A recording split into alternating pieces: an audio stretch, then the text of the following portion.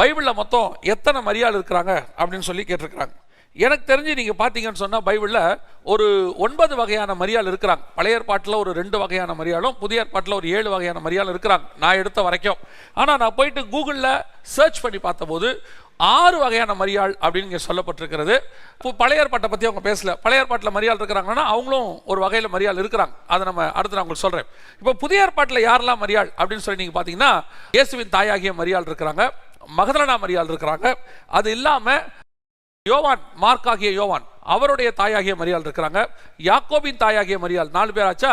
அடுத்து குளோபஸ் மரியாள்னு சொல்லி யோவான் எழுதின சுவிசேஷத்தில் நீங்கள் வாசிங்கன்னு சொன்னால் 19ஆம் அதிகாரம் 25வது வசனத்தில் ஒரு மரியாள் இருக்கிறாங்க. இது இல்லாமல் நமக்கு தெரிந்திருக்கிறபடி பெத்தானியாவில் இருக்கக்கூடிய மரியாள், மார்த்தாள் மரியாள், இவங்க ஒருத்தர் இருக்கிறாங்க. இப்போ பழைய ஏற்பாட்டில் எங்கே மரியாள் இருக்கிறாங்கன்னு கேட்டிங்கன்னா மிரியம் இருக்காங்க பார்த்தீங்களா. எபிரேய வார்த்தையில் மிரியமுக்கும் கிரேக்க வார்த்தையில் மரியமுக்கும் ஒரே வார்த்தை தான். இப்போ கூட நீங்கள் அரபு பக்கத்தில் போயிட்டீங்கன்னு சொன்னால் அவங்கள மரியாளை வந்து மரியம் தான் சொல்லுவாங்க, மரியாள்னு சொல்ல மாட்டாங்க, மரியம் அப்படிம்பாங்க. அந்த மரியம் தான் இங்கே மிரியாம். இந்த மிரியாம் மரியாம் ரெண்டும் ஒன்று தான். ஹீப்ருக்கும் கிரீக்குக்கும் ப்ரொனன்சியேஷன் மாறும். இப்படி ஏறக்குறைய ஒரு 7 வகையான மரியாள் வந்து நமக்கு பைபிளில் இருக்கிறாங்க.